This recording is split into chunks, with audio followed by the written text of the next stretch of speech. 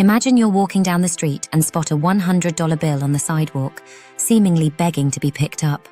You pocket it. Now, ordinarily, you'd think twice before spending money on anything non-essential. However, today you convince yourself that this $100 isn't real money that could help your budget this month. It's extra money. With that, you decide to splurge on a luxurious dinner. This seemingly innocent decision is an example of a quirk in human behavior known as mental accounting, a mental trap that can lead us to make odd and often costly financial decisions. Mental accounting is a strange phenomenon that prompts us to label and categorize money in ways that feel instinctual, but can sometimes be downright irrational. Rather than seeing all money as simply money, we assign values and rules to different amounts based on how we received it, where we intend to spend it, or what it's supposed to cover. This tendency not only clouds our judgment, but also invites companies to manipulate us into spending more than we'd like to admit.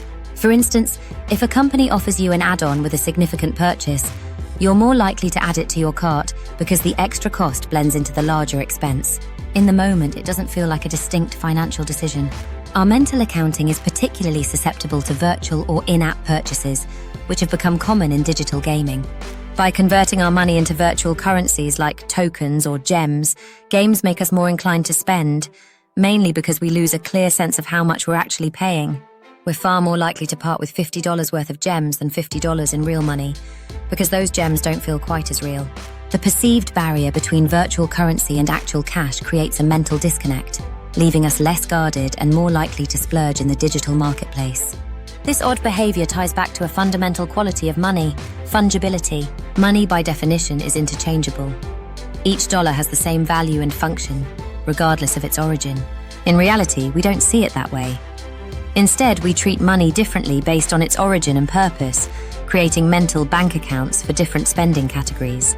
One form of mental accounting categorizes unexpected gains, like the $100 bill on the sidewalk, as windfall money. Psychologists have found that people are generally more inclined to spend windfalls on luxury items rather than on essentials. Why? Because in our minds, windfalls feel less like real money and more like an extra treat, even though logically it should be no different from any other cash in our wallet. Our perceptions of a good deal are also swayed by context. Think about paying for snacks at a movie theatre or a sports event. We all know a box of candy or a soda there costs far more than it would at a grocery store. Yet many of us still pay the inflated price without much thought. Why? We place more value on the experience of enjoying those treats in a theatre or stadium than on the objective cost. Psychologists call this transactional utility, meaning that the satisfaction from the transaction itself holds significant value. In other words, the experience can justify paying a premium, even if it makes no logical sense when considering the actual value of the item. A study brilliantly illustrates this phenomenon by putting participants in a beach scenario, craving a cold drink. They were asked how much they'd be willing to pay for the drink based on whether it came from a rundown grocery store or a fancy resort hotel. Unsurprisingly, participants were willing to pay nearly twice as much if they thought the drink came from the hotel, even though they'd be drinking it on the same beach. This shows just how situational our idea of value is, as we instinctively expect higher prices at hotels and feel justified paying more because of the ambience and the perceived upscale experience. Mental accounting can also lead us to interpret gains and losses through a distorted lens depending on how they're presented to us. A prime example of this is in lottery winnings. If a person receives 2 smaller wins instead of 1 lump sum, they're likely to feel happier than someone who receives a single larger amount, even if both totals are the same. On the flip side, losses feel less painful when grouped into a single hit. Imagine finding out you owe 2 separate tax bills instead of 1 consolidated amount. You're likely to feel more annoyed by the double blow. This tendency for happiness to increase with segregated gains and pain to lessen with consolidated losses is one reason marketers often pile extra options onto large purchases. When buying an expensive item like a car, adding optional features doesn't feel like a major expense relative to the total cost, so we're more likely to say yes. Mental accounting can also lead us to focus narrowly on specific spending categories. Many people have a mental coffee fund, for example, allowing them to indulge in daily lattes. While setting a specific mental budget simplifies decisions, it also prevents us from thinking critically about whether we're getting good value. Over time, this habit can lead to accumulating seemingly minor expenses without evaluating the overall impact on our finances. Small, consistent expenditures can add up quickly, yet we rarely think to shift this money into more useful categories because, in our minds, it's coffee money. separate from our other money. This narrow mindset also fuels the well-known sunk cost fallacy. Imagine buying an expensive concert ticket months in advance, only to find on the day of the concert that a blizzard makes getting there treacherous. Rationally, the ticket cost is a sunk expense. You can't get it back whether you attend or not. Still, many people would feel compelled to risk the journey, simply because they don't want the ticket to go to waste. Mental accounting here works as a deterrent against making a rational choice, forcing us to equate getting to the concert with salvaging the cost of the ticket.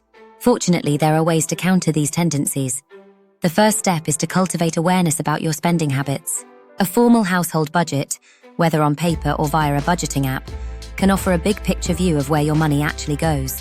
When you see all your expenses side by side, it's easier to decide if you need to cut back on some categories. Windfalls like tax returns or bonuses can often feel like free money, but setting specific plans for these gains can prevent impulsive spending. Mental accounting can also encourage overspending through payment methods like credit cards. Studies show that paying with a credit card decouples the act of purchase from the payment itself, causing people to spend more than if they were using cash. This effect is partly because credit card bills compile multiple expenses into one sum, minimizing the emotional impact of each individual purchase.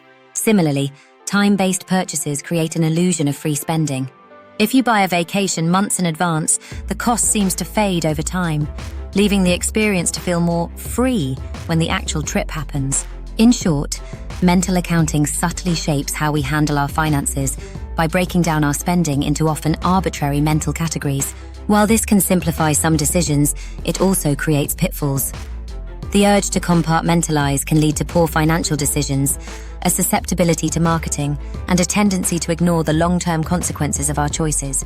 By practicing mindfulness in spending, challenging our mental categories, and budgeting holistically, we can sidestep these traps and develop a more balanced, rational approach to managing our finances. Don't forget to like, share, and subscribe.